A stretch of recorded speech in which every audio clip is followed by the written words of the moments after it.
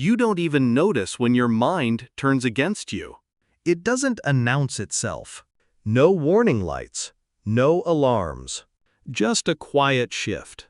Like a room slowly filling with smoke while you sit there breathing it in, thinking it's just fog. Overthinking doesn't scream. It whispers. And it's really good at sounding like logic, like caution, like just being careful. Until you realize you've been arguing with yourself for 6 hours about a conversation that lasted 5 minutes. You rehearse responses to words that were never even said. You replay your smallest decisions like they're trial evidence. And somehow, you're always the one on trial. You overanalyze texts, tones, glances, silences. You dissect meaning out of thin air. And the worst part? You know you're doing it. But you can't stop. Because overthinking doesn't feel like panic. It feels like control. It feels like I'm just trying to avoid mistakes. Until your life becomes a maze of mental edits. And no move ever feels safe enough to make. And people, they don't notice. You're too functional, too composed. You smile when you're supposed to. You nod. You say, I'm just tired. When, really, you're mentally buried under a pile of what-ifs sharp enough to cut bone. But why? Why does your brain do this? Why does it trap you in loops it knows you can't escape? Because once, maybe a long time ago, your brain learned the world isn't safe. Maybe someone made you feel like being wrong meant being worthless, or that mistakes equals to punishment, or that if you weren't perfect, you'd be unloved. So now your mind runs simulations endlessly to protect you. It overplans, overguards, overcorrects, because it believes danger is hiding in every decision. Trauma doesn't always leave bruises. Sometimes, it rewires your sense of safety, so you stop trusting others. Then, you stop trusting yourself. Then, you trust only your self-fears. Overthinking is fear in disguise. Fear wearing a lab coat. Fear pretending to be intelligence. And oh, it's clever. It convinces you to avoid, to delay, to doubt, to detach. It tells you it's just being smart. Meanwhile, your peace of mind is bleeding out quietly in the corner. The damage isn't loud. It's not the kind of suffering that gets sympathy. Because you're not falling apart visibly. You're functioning. You're productive. But inside, you're exhausted from battles no one sees. You're drowning in decisions that never get made. You feel everything too much.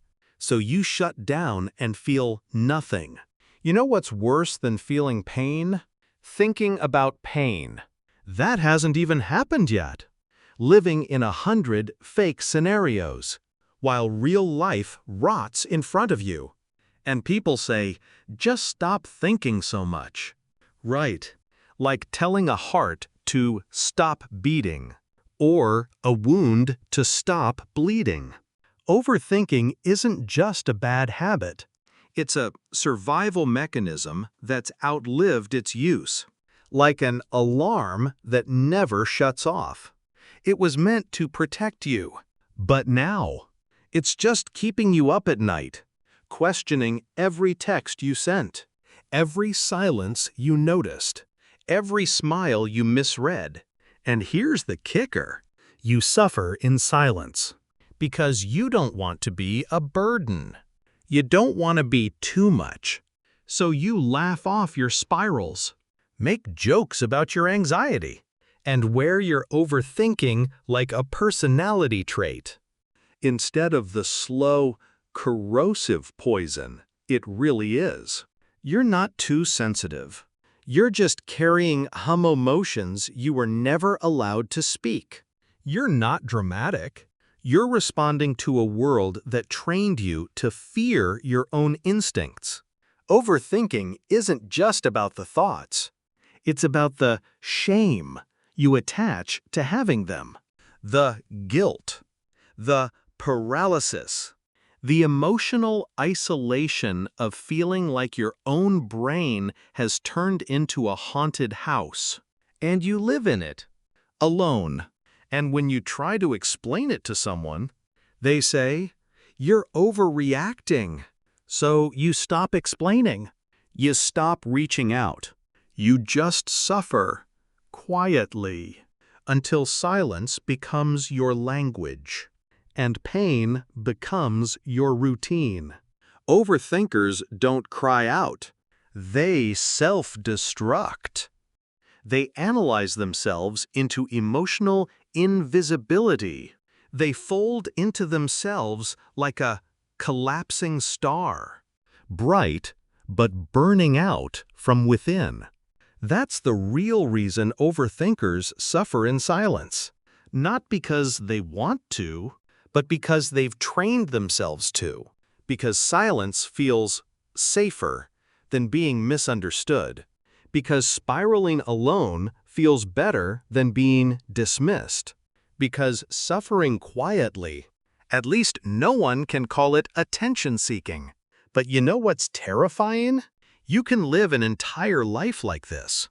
Achieve, smile, survive, and no one will ever know that every thought you had came with a question mark shaped like a blade. And by the time anyone notices, you're already gone. Not physically, but mentally, emotionally. You've vanished. All that's left is a mind that never stops talking, and a heart that no longer feels heard. If this hit too close to home, you're not broken. You're just finally seeing it. Subscribe if you're ready for the truths no one says out loud.